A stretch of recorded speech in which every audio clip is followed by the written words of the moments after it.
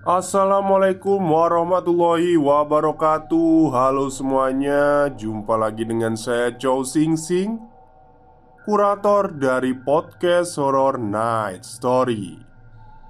Halo, apa kabar semuanya? Semoga kalian semua sehat-sehat ya. Dan seperti biasanya, pada siang hari ini saya kembali dan akan menghadirkan sebuah kisah mistis untuk kalian semua.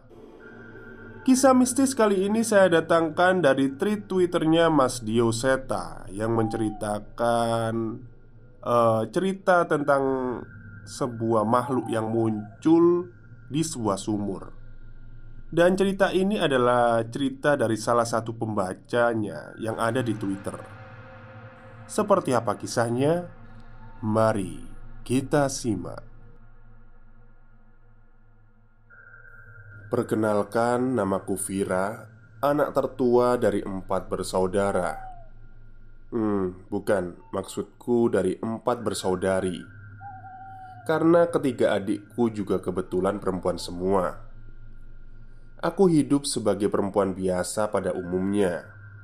Mungkin tidak ada hal yang terlalu istimewa yang akan kalian temui padaku. Namun, aku memiliki sebuah cerita yang jarang sekali kuceritakan pada orang lain. Sebuah cerita tentang aku dan mereka yang mewarnai masa kecilku. Kisah pertama, aku menyebutnya badut. Apa? Apa salahku? Kamu itu yang gak becus jadi istri. Aku kerja mati-matian, kamu perlakukan kayak begini. Terdengar suara bapak yang tak berhenti memaki ibu. Tak berhenti sampai di situ. Sumpah serapa dan makian terus keluar dari mulut mereka, yang membuatku, yang masih berumur 4 tahun, tidak berhenti menangis. Lihat si Vira, nangisnya malah makin kenceng, bikin aku tambah pusing. Diam kamu Vira, pergi sana, daripada kamu aku pukul, teriak ibu yang masih terbakar emosi. Entah apa yang menyebabkan mereka berdua bertengkar.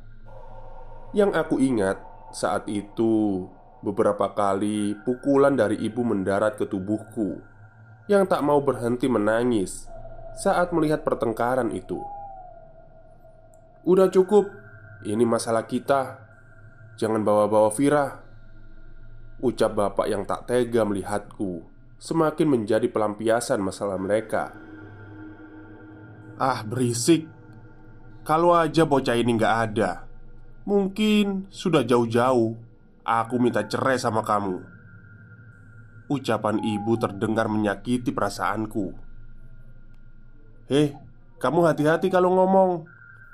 Kalau kamu mau kita pisah, akan aku penuhi," lawan bapak kepada ibu. Esok harinya, bapak mengajakku pergi ke rumah nenek. Jangan tanya seperti apa perasaanku saat itu. Seorang anak berumur 4 tahun jelas masih sangat kecil untuk memahami maksud mereka dan harus menjadi pelampiasan dari pertengkaran itu. Bapak dan ibu memang tidak tinggal bersama. Bapak bekerja merantau keluar pulau di Medan, Sumatera Utara, dan ibu di Jakarta. Aku Aku tinggal bersama nenekku di kampung halaman di Jawa Barat. Namun kali ini mereka sedang pulang kampung ke rumah. Jadi aku meninggalkan rumah nenek dan tinggal bersama mereka selama mereka ada di sini. Sayangnya, setiap mereka pulang, pertengkaran selalu terjadi di antara mereka berdua. Dan aku yang selalu menjadi pelampiasan atas kekesalan mereka. Mungkin hal inilah yang membuatku jadi anak kesayangannya nenek.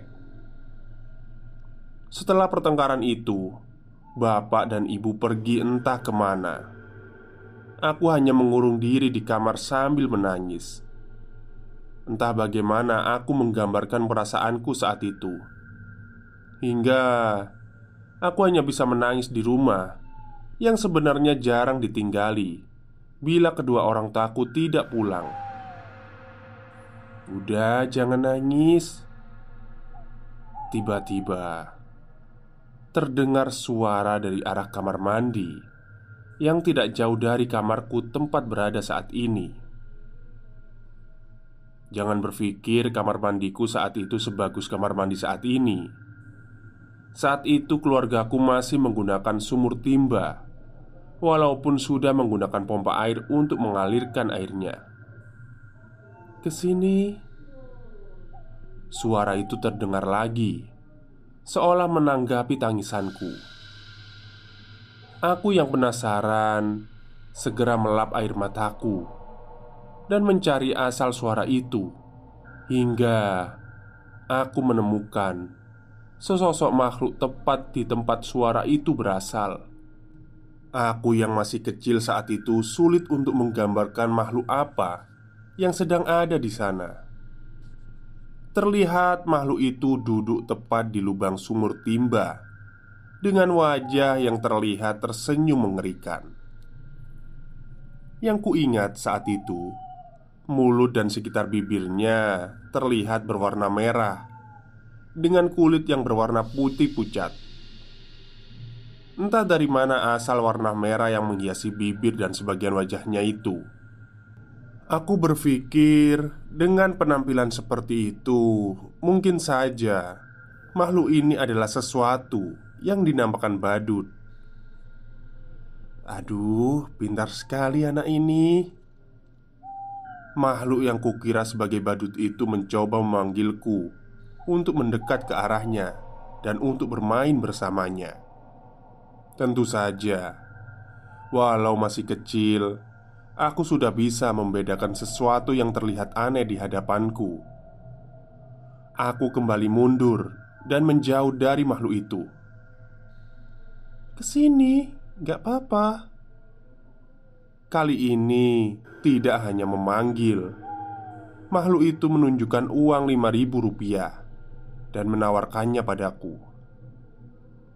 Pada saat itu, uang 5.000 itu sangat besar untuk anak seumuranku, sehingga rasa inginku akan uang yang badut itu tawarkan mampu mengalahkan rasa takutku.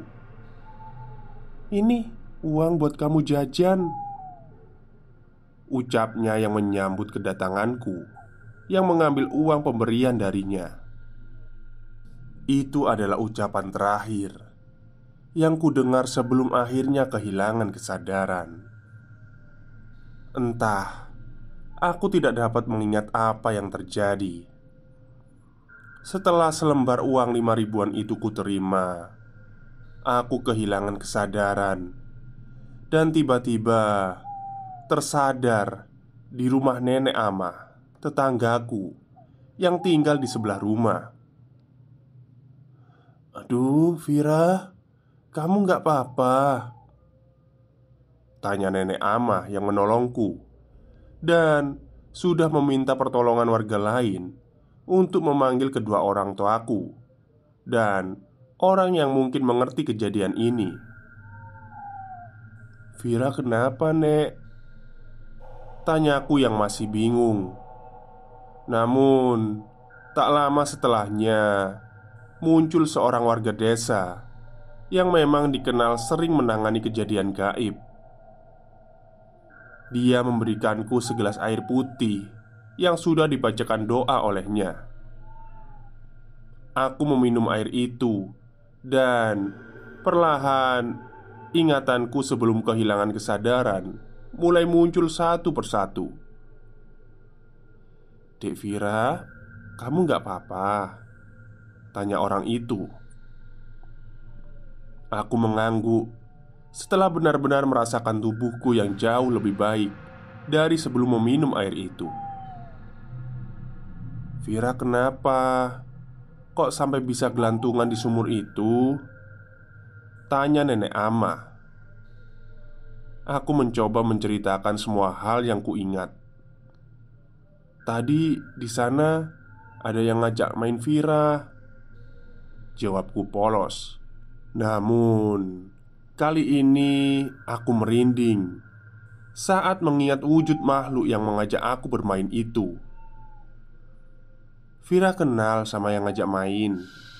tanya nenek Amah lagi. "Enggak, Vira nggak kenal," jawabku lagi. "Kalau nggak kenal, kenapa Vira mau diajak main?" Nenek Amah mencoba menggali lebih dalam tentang apa yang sebenarnya terjadi. "Tadi Vira dikasih uang 5.000," jawabku. Nenek Amah menghela nafas.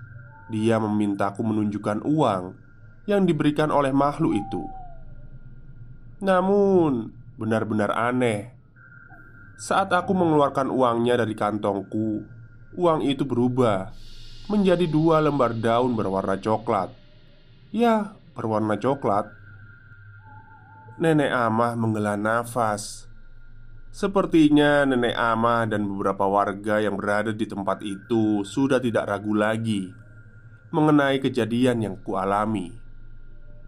"Ya sudah, Vira istirahat dulu sana. Tapi memangnya yang ngajak main Vira itu makhluknya seperti apa sih?" tanya seseorang yang tadi membacakan doa pada air putih yang kuminum. Sekali lagi aku mengingat apa yang kulihat sebelum aku kehilangan kesadaran. Yang kuingat saat itu, mulut dan sekitar bibir makhluk itu berwarna merah dengan kulit yang berwarna putih pucat. Eh, yang ngajak Vira main tadi badut. Baik, itulah tweet singkat dari Mas Dio Seta ya, tentang salah satu pembacanya yang ada di Twitter yang pernah bertemu dengan makhluk yang disebut badut itu. Jadi ini mengingatkan saya tentang sebuah film Hollywood ya kalau nggak salah. Apa Warner Bros ya? Saya lupa. Judulnya itu It ya, IT gitu.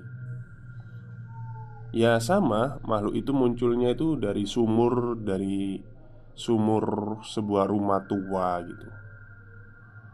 Oke, mungkin itu saja yang bisa saya sampaikan pada siang hari ini. Selamat bekerja, kurang lebihnya saya mohon maaf. Wassalamualaikum warahmatullahi wabarakatuh.